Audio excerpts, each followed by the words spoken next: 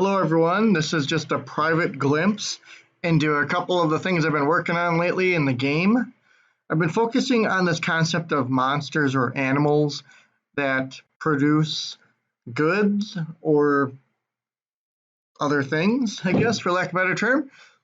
They eat other things and then use that to produce something else. So kind of like manufacturing here, also ranching. If you think about people that own farms and ranches and harvest animals and things. So let's just get started here and take a look. What you're going to see is a bunch of creatures on the screen. You're going to see, this is my guy here, the old man, and then this guy here follows me around using artificial intelligence. You're going to see that these monsters bounce back and forth. This one spits out some fire after it eats something, and then it's going to eventually poop out a black rock. And there it is right there. He just pooped out a black rock. This guy's a little schizo. This guy, he's just really good at being slaughtered for meat. So I just got some meat there, and it says butchered. Got a sheep there that if I had some scissors, I could cut. Now what happened there? It died because a snake just tore me apart. Now that snake gets spawned because this purple guy here eats all the eggs. When he eats the eggs, he basically eats a dump, and out comes a snake. And he gets bigger the more eggs he eats, so his size will grow and grow and grow until I whack him and slaughter him for more meat. We do have a knight running around here. He's just an NPC, just artificial intelligence. This guy here also eats eggs, but he only eats these eggs over here with the purple spots. And then he produces this stone here that another monster eats and then poops up black rock. This guy here is the mother, the one that starts us all off. This purple one that's walking right beside the red one here. That one's the one that produces these eggs. Now eggs come in different varieties and shapes, but basically in this model, and that guy's really happy there because he just pooped out a piece of rock. He was really happy to get that out of his body, so he jumped up there. We've got a couple of other fun things here, like the animation here. The stove heats up when you're near it, and it cools down again when you're gone. Prize box, this is just for testing purposes. I can create all these random items and just test it out. I got my inventory here. This is a fun thing that took me a while to program. Every time I picked up meat before, it was one unit of meat here, here, here. It filled up the whole screen. But I figured out a way to calculate if we've already got the same item in our inventory. So instead of generating a new one, now it just increments it upward. Okay, so my cheat code to get back. So you can see I picked up that meat, and now I've got 3 of them here. So this is all like testing stuff. That's text here is for testing. This is for testing as well. This here, you click on this guy here, you can make a building. So we just, there's some sound here that I didn't put on. So here's the sound. So whenever he eats, he says yummy and all that stuff. So I just slaughtered some snakes there.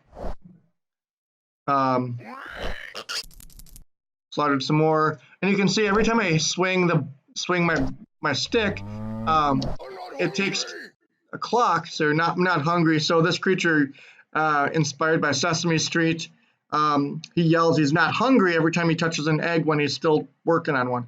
You can see a little bit of farting here. Oh, he just took a dump, so now it sounds like he pooped. Now when he goes up, he just ate another egg, so he was excited about that. He jumped up in the air, and now he's got 26 seconds.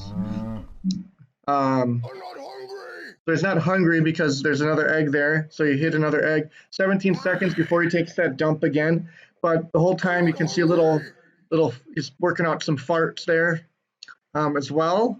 Like I said, I'll have some shears where I can shear the sheep, otherwise I can whack it.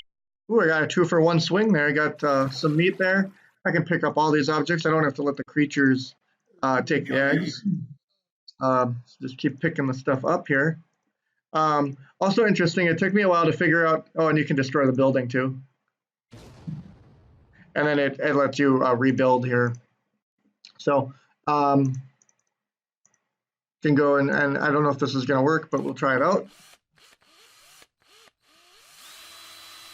So a little building, and I can destroy that again if I want. Okay, so that thing just took a dump again. And now I can just make another building here. And this is all, you know, testing. I'm testing this little screen here. This little level is all for my testing purposes. I do have over 40 levels in the game with objectives and other NPCs that talk to you and other enemies. Instead of those snakes, I actually have people with machine guns. I have people with bows and arrows, because that's the essence of the game. It's about civilization, and certain civilizations are not as advanced as others. I mean, I've got airplanes in the game. You can climb mountains. You can go into deserts. There's frigid area. There's ice. All kinds of stuff. And this was modeled after the Wealth of Nation trade game that I made for my microeconomics class, a face-to-face game. And so I've just been building assets for the last 3, 4, 5 years, working with some great people that either develop assets specifically for me or they have some available to me, as I am intending to fully release this game for education purposes. There's a lot of manufacturing and business components embedded in the game, like investing in towns, investing in products and manufacturing plants, things like that as well.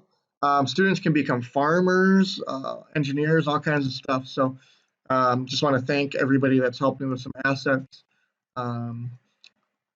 over at Game Dev Studio, over at Humble Bundle, different places, itch.io, and Craft Picks as well.